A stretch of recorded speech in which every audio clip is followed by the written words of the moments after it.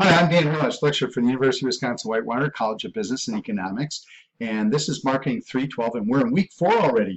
So by the end of this week, we'll be 2/3 of the way through. We just completed half the course, and things are moving quickly. Summer's here. I notice I'm getting looking at the screen. I'm getting a little tan here. So, believe me, it's not from being in the basement. It's from getting out a little bit. So I hope you're getting a chance to get out a little bit too. Anyway, let's talk a little bit today about the syllabus and what we have, and I've got a couple things here. So one of the things is this is week 4, and we're going to do a spin selling needs exercise. So, um, you know, spin exercise is not what we're seeing here.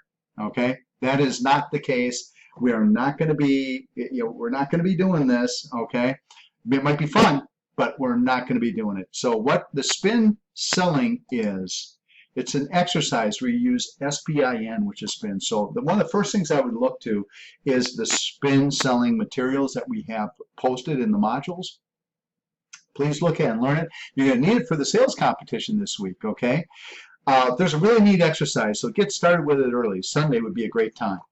And what SPIN stands for is S is for situation, P is for the problem, I is for the implication, and N is for the need. So let me explain. So first the situation. So, hey Dan, that's me, right?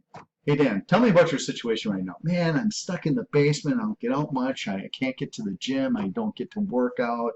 My wife is here. I'm here. It's this COVID thing has really kind of sucked.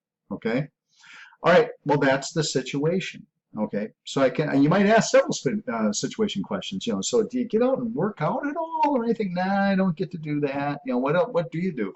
I pretty much sit here a lot of time and that's about it. Okay, now you ask a problem question. So what kind of problems does that create? Well, I feel lethargic, I've gained weight, my blood pressure's up, and I just ultimately I just don't feel good, and I get kind of ornery and cranky. Okay, my wife is telling me that I'm nasty old man, grumpy old man.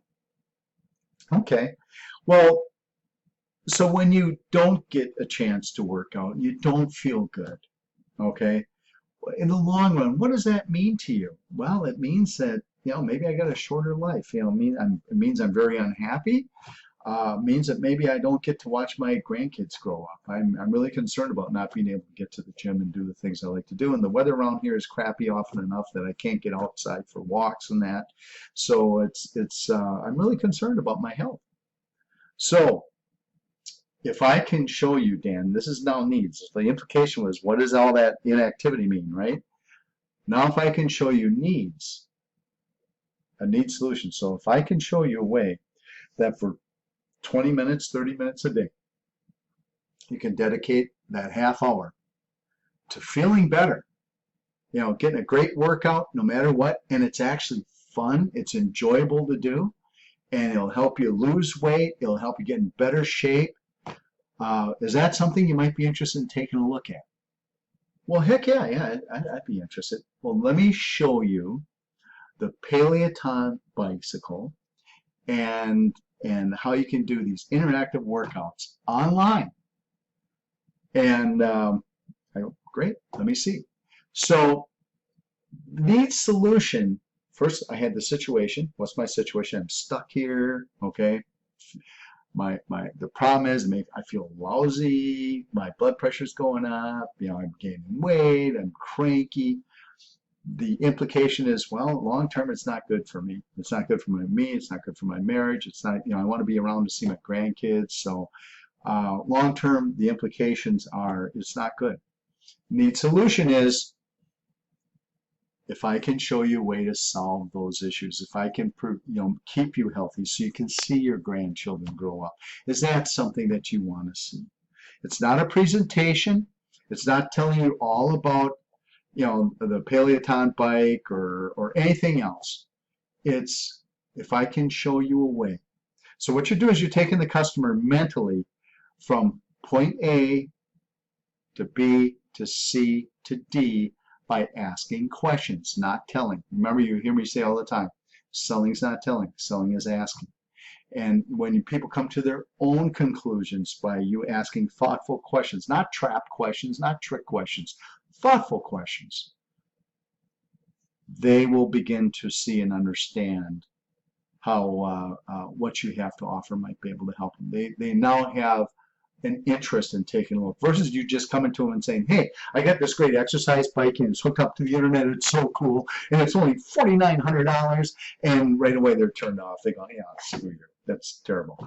So anyway, that is what spin selling does. It brings people along. All right. So let's get out of this if I can very quickly. And I'm having a problem doing that. So bang, bang. Here we go. All right. Let's get out of that, and I do want to show you a little bit here. We've got a couple other things too in this week. So we have the building report needs ID. So if you haven't signed up yet, you need to get that signed up. That's going to happen on Wednesday, and you have until, or excuse me, Thursday on June 18th, and you have until Tuesday to get that signed up. But I suggest you get in there quick because we have other students who are going to be signing up as well. I would also like you to complete the Challenge assessment if you haven't. That's due this week. Remember, we're reading chapters 8, making the sales call, and chapter 9, strengthening the presentation. And if you go back to last week, under planning the sales call, there was a whole part on needs ID, and I have information filed in the module this week on spin so that you can really take a look at it and, like I say, get on that exercise right away. So if you haven't done the Challenge assessment yet, please complete it. I see most of you have. And then what you have to do is you have to find a team member for the team selling presentation and close role play. Oh, and don't forget to do your quiz. Okay, quiz 8 and 9. So you need to get a team member. And the way you can do that is really simple. And I just want to show you this real quick. Is we will go over to the course. And in the course, we have a section called People. And it's on the left-hand side, and you can find a person that you maybe enjoy talking to in the discussions, maybe you know them from another course, and you can invite them to join you as a team member because this competition is going to require 2 people. It's team selling. That you can play different roles, and I'll get more into it, but one person may be the salesperson, another one might be an expert on scissors lift, because that's what the scenario is, renting out scissors lifts. One might be the sales manager, one might be the salesperson. You can do a variety of things, but that's real world today. There's a lot of team selling that goes on. So if you click on this team selling presentation role play competition tab, we have groups. We have 5 groups. There are actually 11 people in the class, but I think one of them most likely will not be here. I'm expecting to see a drop pretty quick because that person hasn't taken part in anything. So I'm assuming that they're not going to continue. But if you will notice, there's a team that's already taken care of here. And this is so you can drop down, and there's 2 members in this team, and all the teams are 2 members. Okay. And Joanne Vaccaro and Amy Dwyer got together and said, hey, yeah, we'd like to do it. Now, Amy had some technical problems and wasn't able to get internet for a short while. So, and Joanne could not put her in. So what I did is, but you can do the same thing for yourself. You can't do it for someone else, is you go over here, and I just click and drag Amy over to there. And now Amy is a part of Team 1. So the rest of you, there's 8 of you still looking for a team member.